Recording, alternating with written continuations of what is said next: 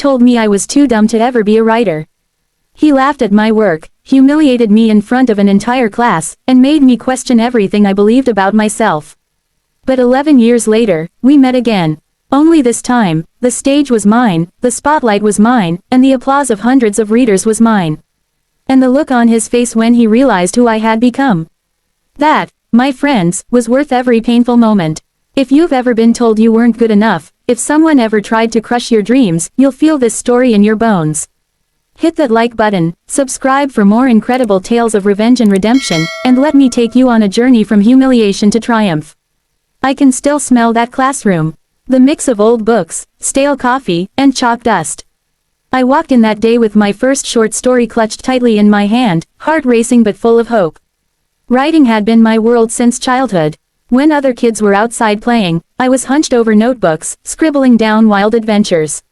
When life got heavy, I found comfort in characters I created.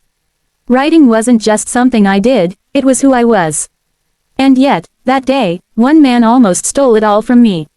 Professor Harris, the creative writing professor who held the keys, at least in my mind, to my future. He was tall, always dressed in dark suits that looked a little too sharp for a college setting, and he carried himself like he was above everyone else. His reputation among students wasn't great. People whispered that he didn't nurture talent, he crushed it. I laughed it off. Surely no real teacher would do that, right? I was wrong. When he called me to his desk to discuss my story, I felt a rush of nervous excitement. Maybe he saw potential in me. Maybe he would give me advice to sharpen my skills. Instead, he didn't even look at me at first. He flipped through my pages with exaggerated slowness, his lips curling like he had just bitten into something sour. Then he slammed the manuscript onto his desk and said words that would haunt me for years. "This is amateur trash. You don't have the talent for writing. Some people are born with it. You, clearly, are not. Honestly, you'd be better off finding another career before you waste any more time. You're too dumb to ever be a real writer." I felt the words hit me like physical blows. My throat tightened, heat rushed to my face, and my hands shook. I wanted to disappear. Before I could even process the pain, he raised his voice loud enough for the entire class to hear. "Some of you," he said, staring directly at me, "need to accept that literature isn't for everyone. Some of you will never be authors." The chuckles of my classmates echoed in my ears. My heart pounded so hard I thought I might faint. I forced myself not to cry as I walked back to my seat, every step heavier than the last. I kept my eyes on the floor the rest of class, praying for it to end. That night, I couldn't even look at my notebook. For weeks, his words replayed in my head. Too dumb, not good enough, amateur trash. I stopped writing altogether. The thing that had always been my escape now felt poisoned. I shoved my notebooks into a drawer and tried to convince myself to move on. But silence can be loud. Without writing, I felt hollow. I wasn't myself anymore. I'd lie awake at night, staring at the ceiling, feeling that gnawing emptiness. And slowly, quietly, a new thought began to grow inside me. Why should he get to decide my future? I pulled the notebooks back out. At first, my hands trembled as I wrote. Every word felt like a battle against his voice in my head. But I kept going. One page turned into 10, 10 into 50. I started reading more, dissecting the structure of novels I admired. I studied how dialogue flowed, how settings came alive, how characters carried stories. I taught myself, piece by piece, to get better. By graduation, I wasn't a published writer. I wasn't even close, but I was writing again. And that meant I hadn't let him win. The years that followed were hard. I worked 2 jobs to pay rent, and I wrote during stolen hours, late at night, early in the morning, lunch breaks at work. I submitted my stories to magazines, only to collect rejection after rejection. Some letters were kind, encouraging me to keep trying. Others were brutal, but every no fueled me. Because somewhere deep down, I remembered his smirk, his certainty that I'd never make it. And I wanted to prove him wrong. Then, it happened. A small literary journal accepted one of my short stories. The pay was almost nothing, but the moment I saw my name in print, I cried harder than I had in years. It wasn't about the money. It was proof that Harris had been wrong. That first acceptance was like a crack in a dam. More stories followed. My confidence grew. I landed a literary agent. Then came the book deal.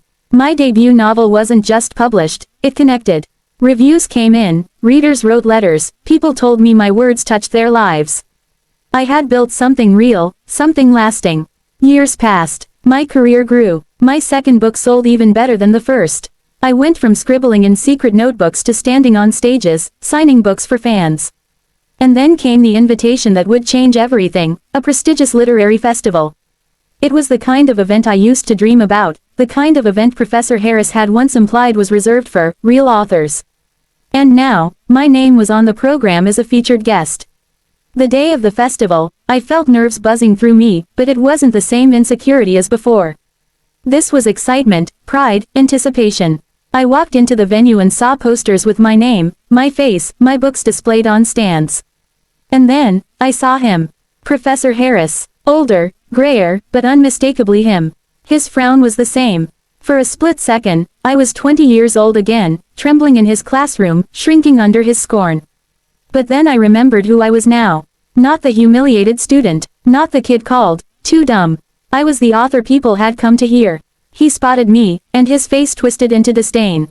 He walked over, his voice dripping with contempt. What are you doing here? These events are for actual authors, not stupid amateurs. For a heartbeat, I almost laughed. The irony was too delicious. But before I could answer, the festival organizer, a respected figure in the literary world, hurried over, beaming. There you are. We've been looking for you everywhere. Ladies and gentlemen, please welcome one of our star authors, my name.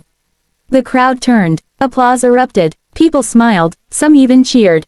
My heart swelled. I walked past Harris slowly, deliberately, every step a victory march. His face drained of color, his mouth opening and closing without sound. I caught his eye one last time as I stepped onto the stage. The man who once humiliated me in front of a class now sat small and silent, forced to watch as hundreds celebrated the very amateur he mocked. The applause roared, filling the hall, and I let it wash over me. Harris sat there, shrinking into his chair, powerless. The student he called too dumb was now the guest of honor. That moment wasn't about money or fame. It was about reclaiming the dignity he stole. It was about proving, once and for all, that he had been dead wrong. And the way he shifted uncomfortably, unable to meet my gaze as the spotlight bathed me in light, that was the sweetest revenge of all. Life has a funny way of serving justice. Sometimes it takes years. Sometimes it takes pain, sweat, and countless tears. But when it comes, it's worth it. The truth is, no one, not even a professor with a fancy degree, gets to decide your worth. Only you do. If this story gave you chills, smash that like button and subscribe for more powerful tales of karma and redemption. And tell me in the comments, have you ever been underestimated, only to prove someone spectacularly wrong? I want to hear your stories. Because sometimes, the best revenge isn't loud.